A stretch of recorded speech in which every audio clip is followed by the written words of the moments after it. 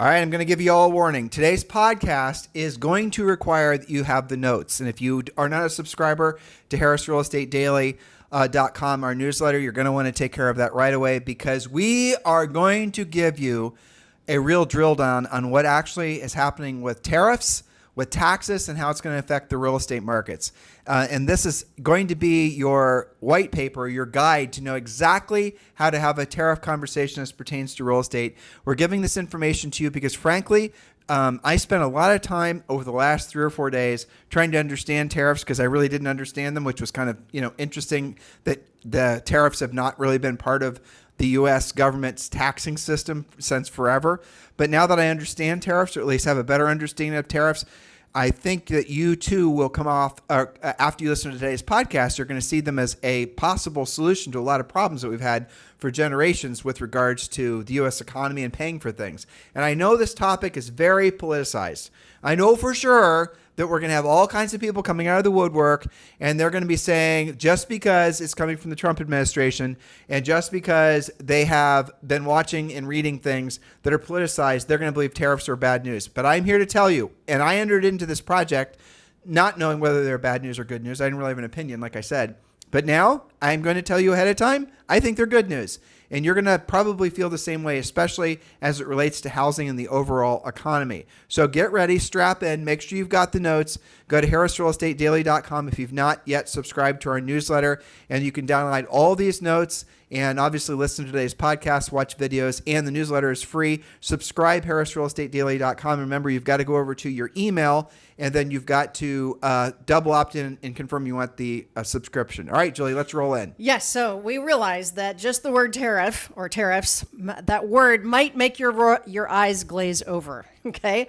But you're going to stick with us, because understanding tariffs might just give you the edge in your real estate business.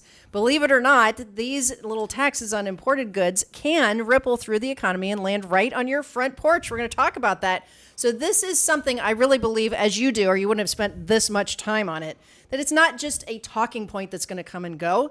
It's something that, as a real estate professional, I do think that you're obligated to know about it, to educate yourself, and to be able to share it intelligently. So point number 1, and Tim told you how to follow along with the notes because there's a lot of them. What are tariffs? Let's start there.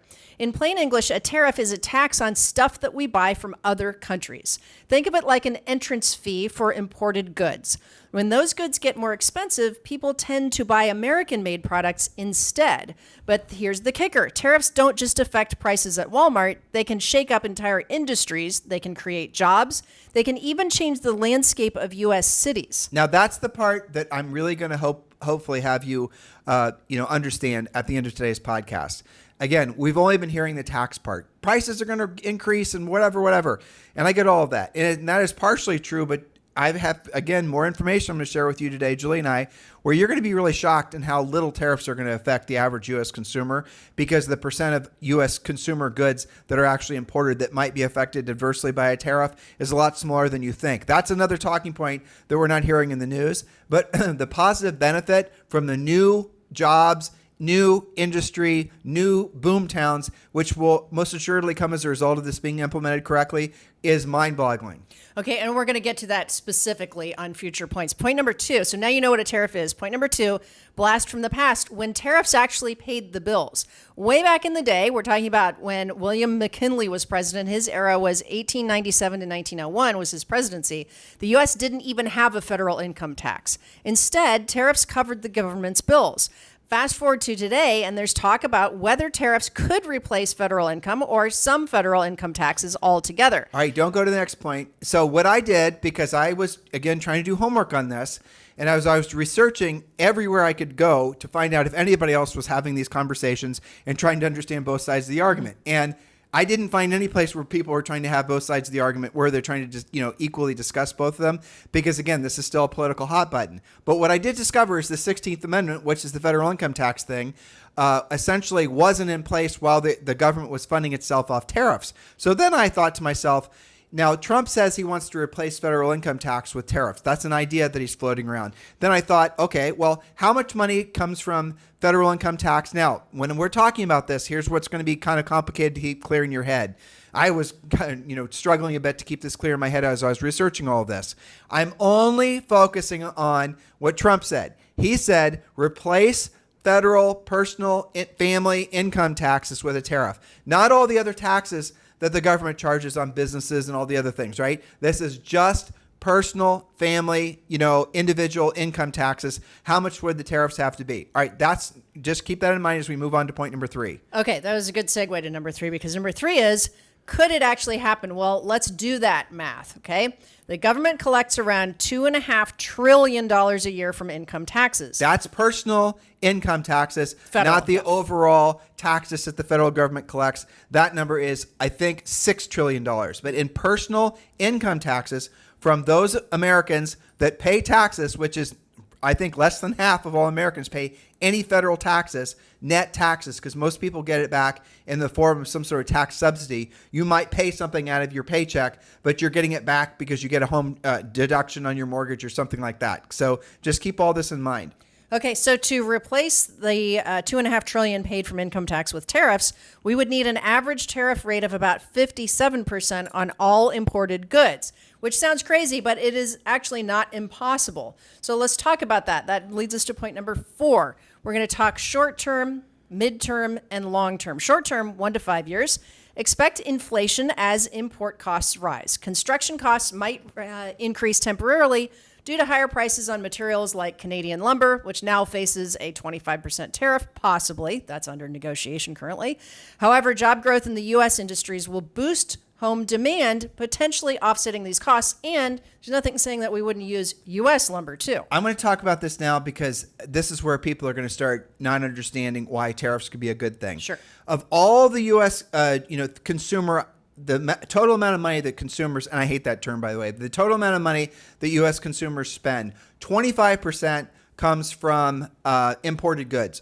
And now that includes, for those of you who are going to catch me out on this, because I caught myself out on this, that includes unfinished items. So you're going to say, well, Tim, that doesn't include, the cost, Julie just said, lumber. You're only, taking the consideration the cost of a finished good, which is like a finished pair of tennis shoes. You're not talking about the supplies that are then imported that then basically go into making something that's in the United States, right? So finished and unfinished goods. Well, I am. So 25% of all imported items, both finished and unfinished, that's it. It's 25% of all the things that consumers spend money on are finished and unfinished. And I believe, if I remember correctly, 16.9% were finished goods. I may have that opposite. But all in, it's 25%. It's 25%. So that means if you go to the grocery store or if you go to the whatever store and 25% of the things that you're buying now, worst case scenario, would experience a tariff, you can choose to buy something else.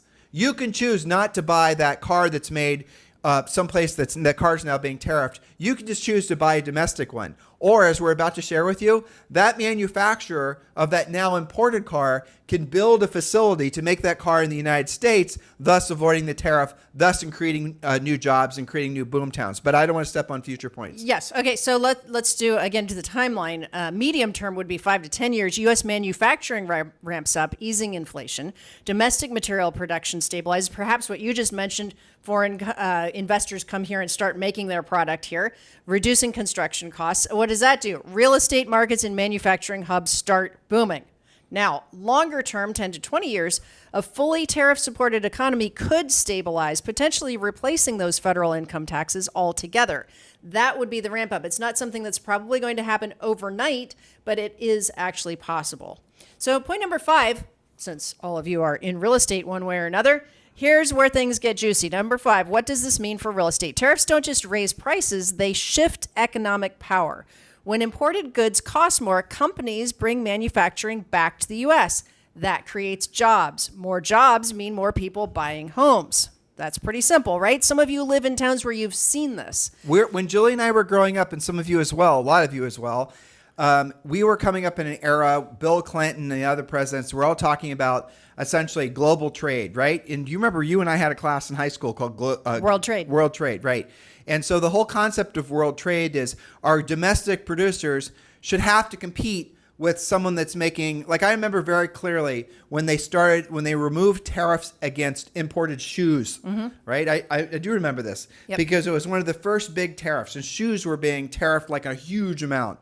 And so they removed the imported shoe tariffs, and then the imported shoes started flooding the market. And can you guys think of a domestic shoe manufacturer now? No. Because what happens is the imported shoe companies, in that particular example, they could leverage lower costs of labor. They could leverage maybe all their other cost structures. Maybe they don't have as much government regulation. Their competitive advantage that they had producing whatever product is would end up undercutting domestic producers and putting the domestic producers out of business. So conceptually, right, you're going to say, well, supply and demand, market forces, competition, and the rest of it. But if you're competing against somebody that has a true unfair advantage, then it's not a level playing field, is it? It's not really an opportunity for there to be true parity in the decision-making process when a business owner is thinking about, should I start a business? Should I expand my business? Should I even, think of starting, creating an expansion of whatever I'm already selling? No, because I'm going to be undercut by a foreign producer who's maybe being subsidized by their government, like China, or maybe they're essentially able to use really cheap labor, like things that are being made in Vietnam right now, things like that. So by tariffing those things up, by taxing those things up, and making it so that they're priced so that the U.S. domestic producers then are going to be able to have the motivation and the incentive to start building, manufacturing, all the rest of it, that is going to do nothing but really good things for the U.S. economy. Now, short term, it's going to suck because it's going to take a while for U.S., essentially the manufacturing industries to be come back to the United States and to be up to steam. So they're going to take years to scale up. And in those intervening years, if you're used to buying your whatever it is from whatever country that now has a big tariff on it, you still want to buy that same product, it's going to cost you more. And it's also very fascinating when you look at other countries like even Canada or Singapore or Australia, or New Zealand, a lot of the European countries, they have massive tariffs on imported goods, and consumers just decide to buy local or they just don't buy it at all. Well, you gave me an example, I think on our walk or maybe this morning at the gym, about pickup trucks. Oh, yeah. Well, let me tell that story. Yeah. Thank you. Last night I told you this. So that was a really cool story, and I didn't know this. So Teddy Roosevelt passed a tariff against imported pickup trucks. Now, you're going to think, Teddy Roosevelt, that guy's been president a real damn long time ago. Well, that was the point. So there was a new emerging, Ford and Chevy really were making these pickup trucks. And then obviously the foreign manufacturers wanted in on it. And the Chevy and Ford said, well, they're going to undercut us. They have all this cheap labor, all these unfair advantages. And so Teddy then said, okay, well, I'm going to go ahead and put a tariff on any imported trucks, thus allowing Ford and all these other domestic manufacturers to produce their products. Now, what happened is Toyota builds the Tundra in, I think, Indiana. I think that's right. Yeah, and then you see BMW building trucks in Spartanburg, South Carolina. Honda builds cars in Marysville. So what happened was the foreign products are still available here, but for them not to be having to pay a tariff, they are building their cars domestically, build their manufacturing facilities domestically. Like Marysville, Ohio, guys, Julie and I are from Ohio, is basically a wide spot in the road, and Honda is Marysville, Ohio. Yeah, it implies like pretty much everybody there. And exactly. And we've been to Spartanburg, South Carolina, the actual Same BMW thing. plant, Yep. and that was a wide spot on the road before BMW was there. And it's not just the BMW plant and the people making the cars there. It's all the other businesses that formed to support the plant itself, all the suppliers that are, the family businesses that got started that are making maybe windshield gaskets or something for the BMWs.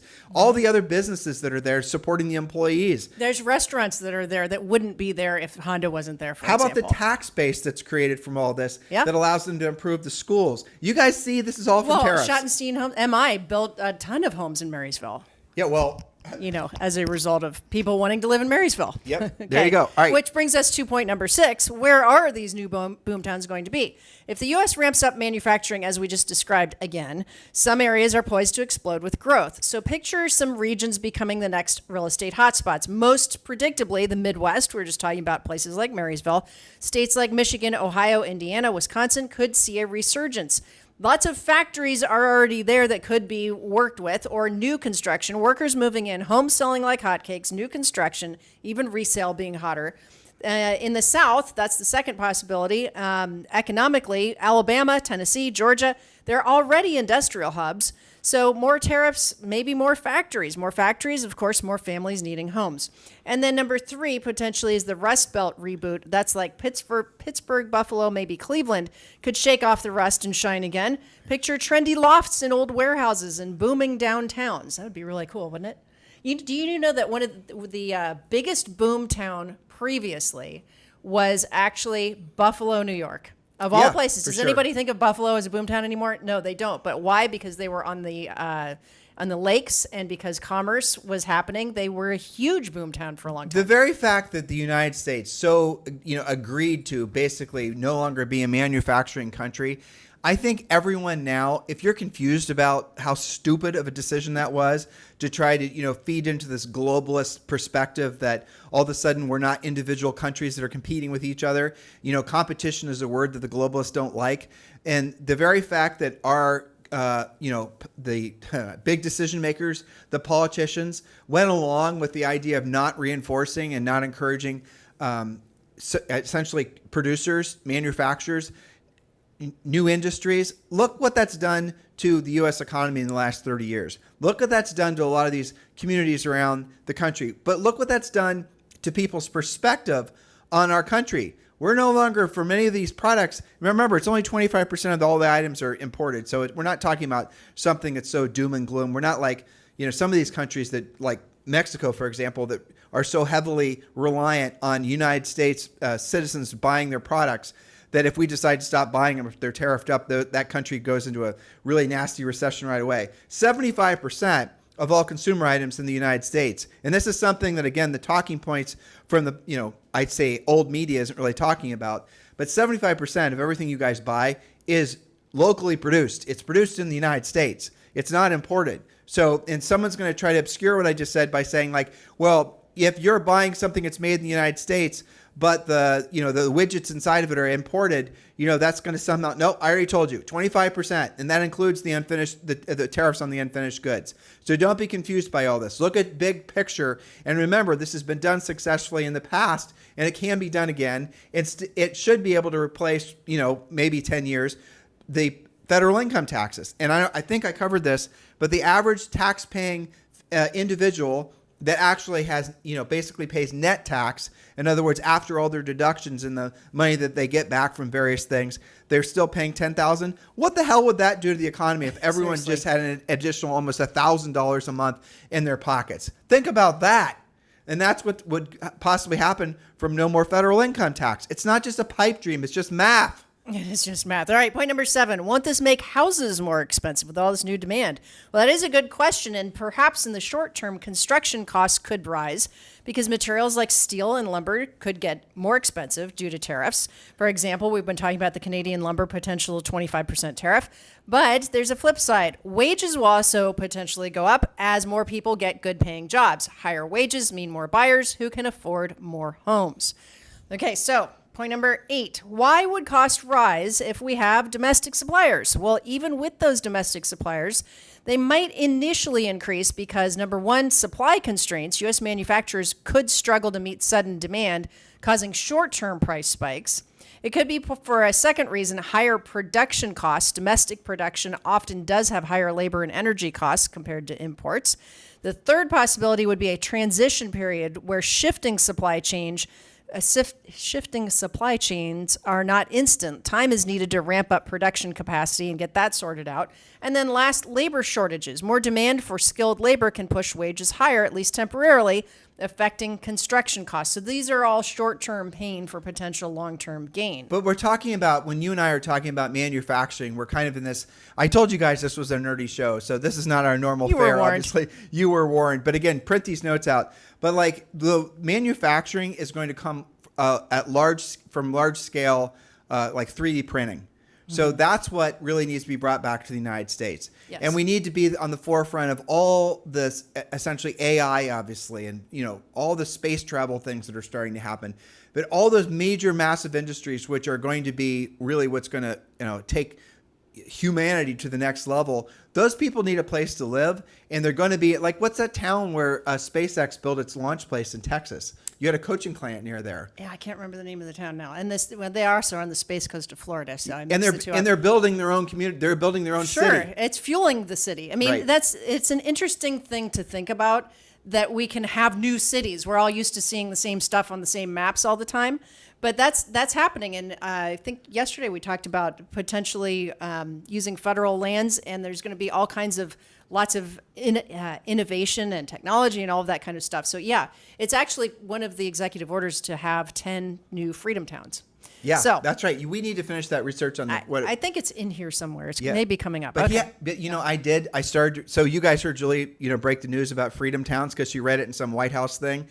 I did research that, and Freedom Towns right now is just a brand because I haven't actually been able to find more information other than the stuff that we've already There's shared. actually an act where people are going to compete to be one of the top 10 Right. freedom towns. But but as far as Yeah. what essentially the details of that, it goes. It's just basically the wrapping. But we should talk about that. Yeah. Because that's really exciting. Yeah, It's I truly mean, exciting. kind of relates to what these guys do for a living, right? Inflation. Yes, but not forever. Sure, tariffs might cause a little inflation at first, but as U.S. factories ramp up, supply will meet demand and prices will stabilize. Plus, with no potential federal income tax, if that does indeed happen, people will keep more of their money, which could indeed offset higher prices. You guys see how if this were to be correctly implemented over time, this along with all the things that are happening from AI, the things that are happening with, frankly, all the positive things that are happening in the economy. Do you guys see how all of these things hand in hand really could lead to a new golden age? And the golden age, by the way, it's not just 5 years or 10 years. It's actually could last 100 years. And that's the next Well, point. let's look at that, right? So the positive side of tariffs, let's look at those lessons from history. It shows potential benefits. First is industrial growth. In the late 19th century, high tariffs helped the U.S. become an industrial powerhouse during the Gilded Age, fueling rapid economic growth and job creation. By the way, the History Channel has a ton of stuff on that. Yep. Protecting emerging industries. Tariffs shield young industries from foreign competition, giving them time to develop and become globally competitive. I think kind of AI might be in that category. Revenue generation. Before the federal income tax was introduced in 1913, tariffs funded most of the U.S. government, supporting infrastructure and public services without taxing personal income. Now, someone could criticize that point and say, yes, the U.S. government was a lot smaller then, to which I Sure. would say, yes, but after Doge, it'll probably be a lot smaller again. Headed that way, aren't we? Yep. Okay, boosting domestic supply chains. Higher tariffs can encourage local production of materials, reducing reliance on imports and stabilizing costs over time. So lots of positive sides to tariffs. And then point number 11, the net effect on the U.S. economy over time. Again, we'll do short, medium, and long term. Short term, 1 to 5 years, inflation will probably spike 3 to 5%, but job growth in domestic industries fuels housing demand. Medium term, 5 to 10 years, manufacturing growth stabilizes inflation. Housing markets thrive in new industrial hubs. And long term, 10 to 20 years out, a robust economy with strong domestic production supports sustained real estate growth. Well, this is going to form, you're not going to, if you're, for example, you're thinking about building your manufacturing facility, you're going to want to go to one of those communities right now that for the most part, essentially the boom of the last 20 years, maybe even 30 years, that some of the other coastal cities have been experiencing. Those little Marysville, Ohio type places, they're going to experience a resurgence and they're going to become the new industrial hubs. And get it clear in your head. It's not just a manufacturing facility making widgets. It's all the other benefits that come to that community from those widgets being made. Now, whether those widgets are being made that are being made or owned by a U.S. based company or whether they're owned by a company that's a foreign company that's making them here, at the end result, we're talking about a hell of a lot more jobs, a hell of a lot more income. So yes, inflation is going to go up, but so will wages. So will essentially the affluence of every human in the United States, starting with the person that's bolting the wheel to the new car to the person that basically is the investor. That's what this could allow for. But if you were to believe the naysayers, you just think essentially this is a recipe for some sort of doom and gloom scenario. And you're going to have to overpay for everything, and all of your bills are going to go up and all that. But remember, because that was part of the short-term prediction, is that we'll have higher inflation on some things due to tariffs. Remember that that's a voluntary spend. Right. Okay. So I don't know about you, but when I was just doing some grocery shopping and looking at stuff online, I am being more tuned into, hey, is that coming from the US, right? So like, do I have a choice between imported strawberries or not? I think we're all going to probably start training ourselves to look at that, and just keep in mind that that is voluntary. And when you're using your, you're looking for import or domestic strawberries that leave in, you maybe cost a little bit less than the imported strawberries, as your example, you're going to buy the ones that cost a little less, assuming they deliver the same value. Right, sure. And what's going to happen then is that strawberry business is going to see more, essentially demand. They're going to see their profits rise. They're going to then expand their strawberry business. The next thing you know, they're obviously, hiring more people. The community's benefiting, the tax basis and where the strawberries were grown. We're all investing in our own country. Exactly. Or we could just do the dumb stuff that we've been doing for a long time and letting these foreign countries come in and undercut our domestic producers and thus putting people out of business, but thus making it so businesses never even get started. That's the insanity of the whole thing. I think, what was it? The exuberance, the excitement, the optimism that comes from seeing new businesses form, seeing new communities and old communities make a comeback, that is going to fuel long-term sustainable a return to core American values. 100%. And that's something that we're missing right now. If you really want to get to the essence of it, people still believe in America. I'm sure there's some outliers, but we need to have something to look forward to. And if we see our economy, if we see our country, if you see your communities that are benefiting from new businesses getting started, that's incredible, especially because you guys are smart enough to, have gotten real estate license and you can sell all those folks homes. Yes, very well put. Okay, so bottom line for you guys, number one, follow the jobs. Where the new factories go, people will follow. Watch for announcements about new manufacturing plants and start farming those areas.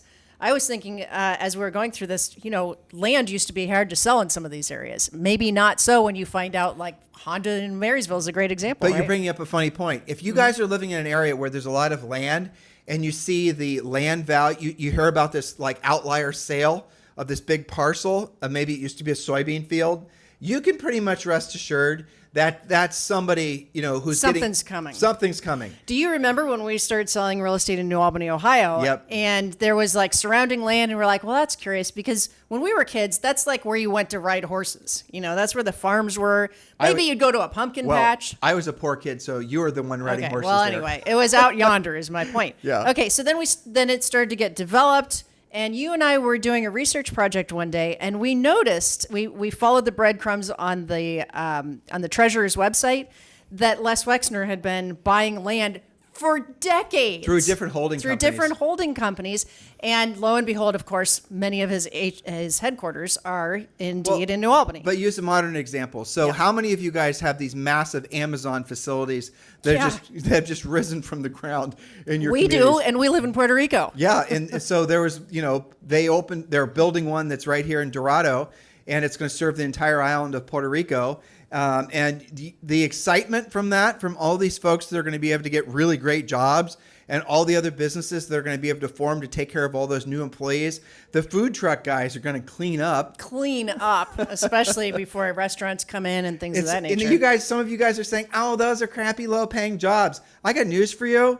You're wrong, 100% wrong. I mean, if you think that just because it's a job that you wouldn't want to do because it's manual labor and it's not a job that requires a college degree, the world's passed you by.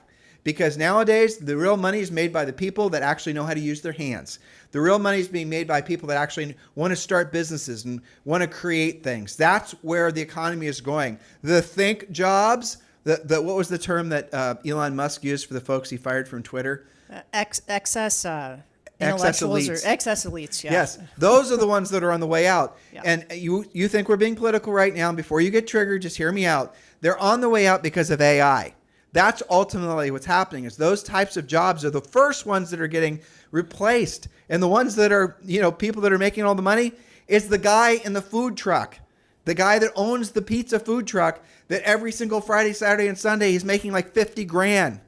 I know this because I stood in line for a pizza for like an hour last Friday. On Friday, yeah. And there was 3 people working in this food truck. Each pizza was $20, and they were selling like God knows how many per hour. As literally as fast as they could make. Yeah, it was awesome. I can attest to that And because it was I a was food watching truck. for a while. Yeah, it was a food truck. And when I came back with our pizza, I said, they could have 3 of these things and still not be sold out. Well, you guys get the point. So you should be feeling optimistic and excited about tariffs, and don't get suckered into the politics of the things. Even if you don't like the current president, I get it. That's your stance. You're allowed to have that opinion. You hate him. Worst thing ever. The whole thing. You got to look at this from a perspective of what's best for our country. And it is really, from having spent hours on this now, Yep. I cannot come up with a reason why tariffs are not going to be a home run for the economy long term. If you're intimidated by them, just do more homework on it. Do more research. It's going to be better for you. It's going to be better for your community. It's going to be better for your friends and your family. Everybody's going to benefit long term from this, especially our country. Yes. So for our wrap up here, follow the jobs. Second thing was think long term. Short term price hikes in construction might mean higher commissions on new homes down the road, for example. And number 3, adapt. Be ready to shift your focus to emerging markets. Yesterday's sleepy town could be tomorrow's booming suburb. So stay frosty on what's happening in and around your own area. So the next time somebody mentions tariffs at a dinner party or at the gym, you can skip the eye roll and just say, actually, they might just create the next real estate gold rush. So how'd we do, listeners? I told you we were going to be hitting We you guys. made it. We're going to be hitting you guys with a bunch of wonkish, nerdy information. We tried to peel back the layers of the onion as much as we could so that we could deliver this to you in such a way that it would be somewhat entertaining, but also very informative. Do not believe that tariffs, and I'm going to preface my statements by saying if implemented correctly, they could be an absolute, create a gold rush for many communities, but also really, I think, constitute the country with new jobs, new industries. It could be the rise of a new generation of entrepreneurs, people that maybe would love to have started a business, but they know that they can't compete with a foreign producer. And I know the old way of thinking was, well, you got to figure out a way to compete with a foreign producer. Well, the foreign producers, when they're subsidized by the government, in other words, they can drive their products down because essentially they're literally getting money to make it so their products are cheaper so they can flood the market. Do you guys know that the Chinese, I think it was GYB, were in the midst of building a manufacturing facility right off the coast of California, or right off the coast of Texas, in Mexico. I told you about this, right? And so they were planning on building this huge, and by the way, they make really nice cars, okay, just for the record, but they're planning on building these cars and flooding the U.S. market, and essentially killing domestic producers. You guys would say, well, Elon Musk and da-da-da-da-da. Well, Elon Musk isn't the only one making electric cars, is he? Everybody makes electric cars.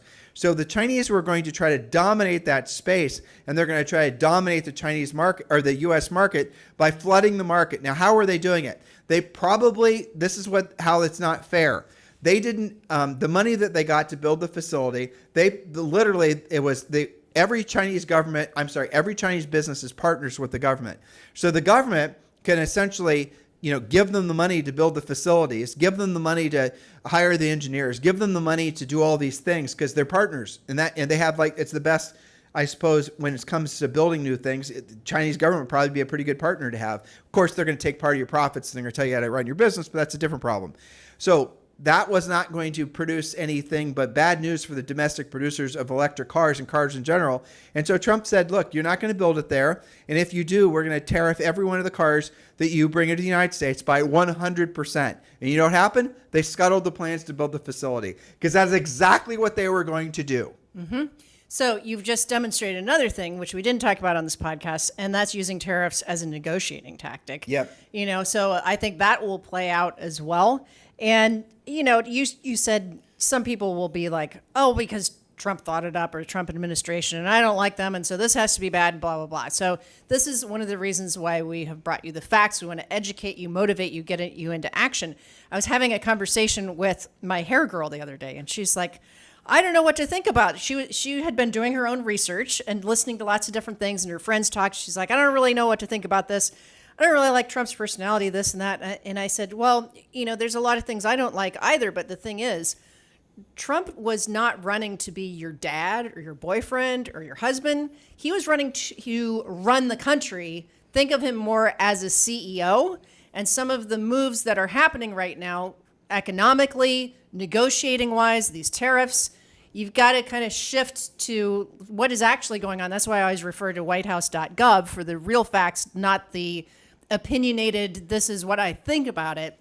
It's what's actually happening. So I think these are some interesting discussions. And one of the things that I think is really interesting, we'll probably talk about this on the Friday show, which we should warn them about, is that I think that what's happening right now, whether it's tariffs or other political things, is causing the average American, and in this case, my Puerto Rican hairdresser, to take more civic responsibility and to be more proactive, getting educated on the facts, and then adjusting accordingly. And I think that's good for everyone, is to really know and to take some responsibility. That's why we took the time on this podcast to explain what are tariffs and how can you think about them and what are the potential impacts of tariffs.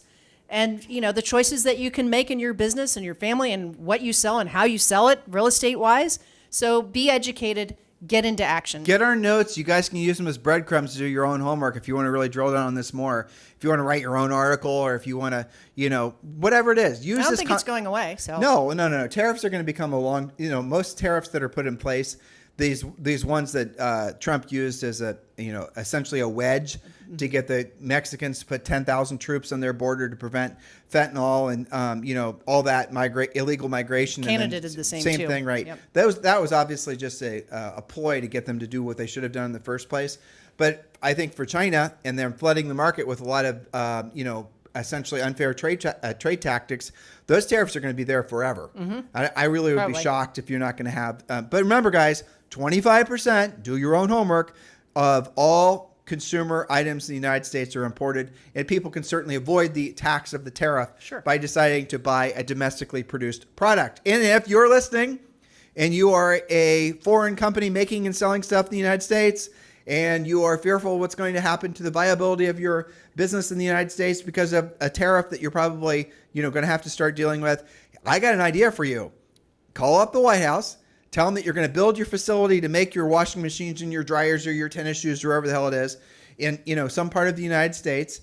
And you would be surprised how quickly you're able to make a deal. Obviously, you have 5 years to build your facility, maybe no tariffs in the 5 years and all the rest of it, right? A deal advantageous to you, not just to the U.S. Exactly. And then that's what Trump is trying to do. Yes. To Julie's point, you guys have got to set aside, look, we don't care who the president is. How about that? We only care, we're not hiring the president, or that's really what we all do because of his personality or anything like that. We don't really, I don't know why you'd care.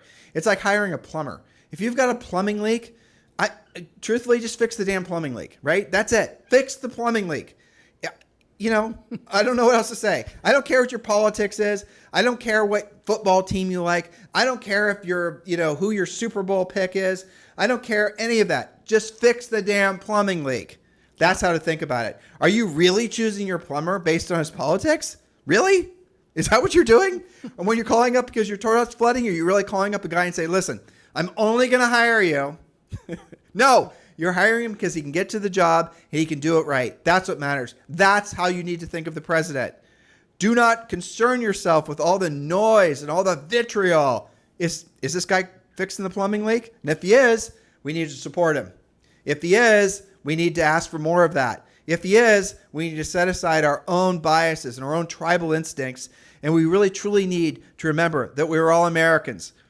We're living in the greatest country ever conceived. And we can be, indeed, the greatest country again. And it really does start with supporting domestic production of products, supporting our families, supporting these communities, and making it so, we can move past this partisanship that's really, I think, immersed all of us in this sort of almost this hypnotic haze. And we can get back to feeling rejoiceful because God blessed us with being United States citizens. So let's make sure we stay focused on the big picture. And remember, tariffs can be your friends if implemented correctly. Have a fantastic day. We'll talk with you on the show tomorrow.